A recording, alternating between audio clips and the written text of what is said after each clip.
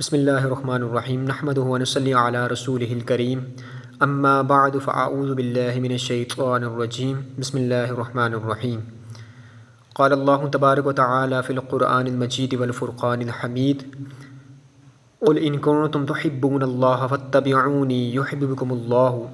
ویغفر لکم ذنوبکم واللہ غفور الرحیم صدق اللہ مولانا العظیم وبلغنا رسولہ النبی الکریم الامین وَنَحْنُ عَلَى ذَلِكَ لَمِنَ الشَّاهِدِينَ وَالشَّاكِرِينَ وَالْحَمْدُ لِلَّهِ رَبِّ الْعَالَمِينَ۔ حمد و صلوات کے بعد قرآن مجید فرقان حمید سورہ آل عمران سے 31ویں آیت مبارکہ تلاوت کرنے کا شرف حاصل کیا ہے۔ رب کریم سے دعا ہے کہ وہ مجھے حق کہنے کی توفیق عطا فرمائے اور ہم سب کو حق سن کر اسے قبول کرنے اور اس پر عمل کرنے کی توفیق عطا فرمائے۔ ناظرین کرام، آج میں آپ کے سامنے جان ایمان محبت رسول کے عنوان پر بات کرنے کی سعادت حاصل کروں گا تاکہ ہمارے دلوں میں جو نبی پاک صلی اللہ علیہ وآلہ وسلم کی محبت ہے وہ مزید بڑھے اور عشق رسول میں سب کچھ لٹانے کا سچا جذبہ بیدار ہو۔ بخاری شریف کی حدیث مبارکہ ہے، نبی پاک صلی اللہ علیہ وآلہ وسلم نے فرمایا، تم میں سے کوئی شخص اس وقت تک کامل مومن نہیں ہو سکتا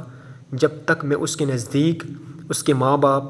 اولاد اور تمام لوگوں سے زیادہ محبوب نہ ہو جاؤں۔ اسی طرح تاریخ ابن کثیر میں ہے کہ فاروق اعظم رضی اللہ تعالی عنہ فرماتے ہیں کہ ایک دیہاتی سرکار دو عالم صلی اللہ علیہ وآلہ وسلم کے دیدار سے مشرف ہوا۔ جب اس نے رخ روشن سے پھوٹنے والی نورانی شعاؤں کو دیکھا تو پکار اٹھا کہ یا رسول اللہ صلی اللہ علیہ وآلہ وسلم، مجھے آپ اپنے والدین حتیٰ کہ خود اپنی جان و ذات سے بھی زیادہ عزیز ہیں، بلکہ میرے ظاہر و باطن پر بھی آپ ہی کی حکمرانی ہے۔ بخاری شریف کی حدیث مبارکہ ہے کہ حضرت انس بن مالک رضی اللہ تعالی عنہ سے روایت ہے کہ نبی پاک صلی اللہ علیہ وآلہ وسلم نے فرمایا، 3 ایسی باتیں ہیں کہ جو کسی شخص میں پائی جائیں تو اس نے ایمان کی حلاوت کو پا لیا۔ نمبر 1 ہے کہ اسلام لانے کے بعد کفر کی طرف لوٹ کر جانے کو ایسا ناپسند کرے جیسا کہ آگ میں پڑ جانے کو کرتا ہے۔ نمبر 2 پہ جس سے محبت کرے اللہ اور اس کے رسول کی رضا کی خاطر کرے، اور نمبر 3 پہ کہ اللہ اور اس کے رسول اس کو ساری دنیا سے زیادہ محبوب ہوں۔ ناظرین کرام، بخاری مسلم کتاب و شفا میں حضرت جابر بن عبداللہ رضی اللہ تعالی عنہ فرماتے ہیں کہ جب مسجد نبوی پر کھجور کی لکڑیوں کی چھت ڈالی ہوئی تھی تو نبی کریم صلی اللہ علیہ وآلہ وسلم ایک سوکھی لکڑی کے ساتھ ٹیک لگا کر خطبہ دیا کرتے تھے۔ جب ممبر تیار کیا گیا تو ہم نے اس سوکھی لکڑی کے تنے سے محبوب کی جدائی میں رونے کی آواز سنی، جیسے بچہ جننے والی اونٹنی وویلا کرتی ہے۔ اس کی آواز سن کر تمام حاضرین رونے لگے۔ صحابہ کرام فرماتے ہیں کہ اگر نبی پاک صلی اللہ علیہ وآلہ وسلم اس پر دست رحمت نہ رکھتے تو ہمارے دل پھٹ جاتے۔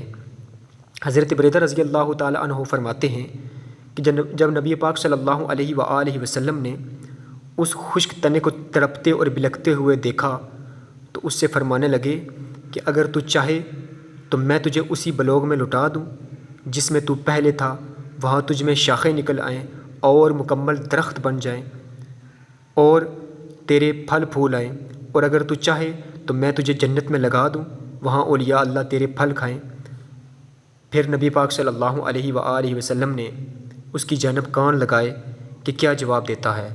تو تنے نے عرض کی کہ یا رسول اللہ صلی اللہ علیہ وآلہ وسلم، آپ مجھے جنت میں لگا دیجئے تاکہ وہاں اولیاء اللہ میرے پھل کھائیں اور میں پرانا ہونے سے بچ جاؤں۔ تو نبی کریم صلی اللہ علیہ وآلہ وسلم نے اس کو جنت میں لگا دیا اور فرمایا کہ تو نے فانی گھر کو چھوڑ کر باقی رہنے والے گھر کو پسند کر لیا ہے۔ ناظرین کرام، حضرت امام قاضی ایاز علیہ رحمہ فرماتے ہیں کہ جب حضرت حسن بصری رحمۃ اللہ تعالی علیہ اس حدیث مبارکہ کو بیان کرتے تو زار و کتار روتے اور کہتے کہ جب خشک لکڑی نبی پاک صلی اللہ علیہ وآلہ وسلم کی عظمت کو مد نظر رکھتے ہوئے آقا کی جدائی میں اس قدر روتی ہے تو ہمیں نبی پاک صلی اللہ علیہ وآلہ وسلم کی جدائی میں کس قدر رونا چاہیے۔ اسی لیے شاعر بڑا ہی خوبصورت شعر لکھتا ہے، رونے والی آنکھیں مانگو رونا سب کا کام نہیں، رونے والی آنکھیں مانگو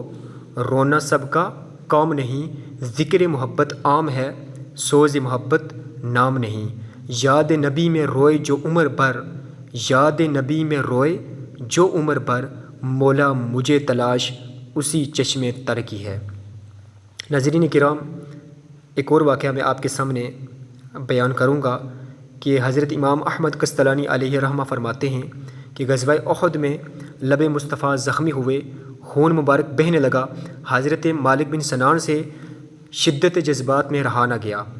فرط محبت میں اپنا منہ سرکار دو عالم صلی اللہ علیہ وآلہ وسلم کے ہونٹوں پر رکھ کر خون مبارک کو چوسنا شروع کر دیا، اور اتنا چوسا کہ سرکار دو عالم صلی اللہ علیہ وآلہ وسلم کے ہونٹ مبارک سفید ہو گئے۔ نبی پاک صلی اللہ علیہ وآلہ وسلم نے فرمایا کہ اے مالک چھوڑ دو، ایسا نہ کرو۔ تو حضرت مالک بن سنان رضی اللہ تعالی عنہ عرض کرنے لگے کہ یا رسول اللہ صلی اللہ علیہ وآلہ وسلم، میں اس نعمت کو کیسے چھوڑ دوں؟ تو جب نبی پاک صلی اللہ علیہ وآلہ وسلم نے دیکھا کہ اس نے یہ عمل فقط میرے عشق و محبت میں کیا ہے تو خوش ہو کر فرمانے لگے کہ اگر کوئی شخص چاہتا ہے کہ وہ کسی جنتی کو دیکھے تو وہ میرے مالک بن سنان کو دیکھ لے۔ ناظرین کرام، اللہ تبارک و تعالیٰ سے دعا ہے کہ اللہ تبارک و تعالیٰ ہمیں بھی نبی پاک صلی اللہ علیہ وآلہ وسلم سے ایسی سچی پکی محبت میں ڈلنے کی توفیق عطا فرمائے، اور ہمیں اپنی زندگی نبی پاک صلی اللہ علیہ وآلہ وسلم کی سیرت طیبہ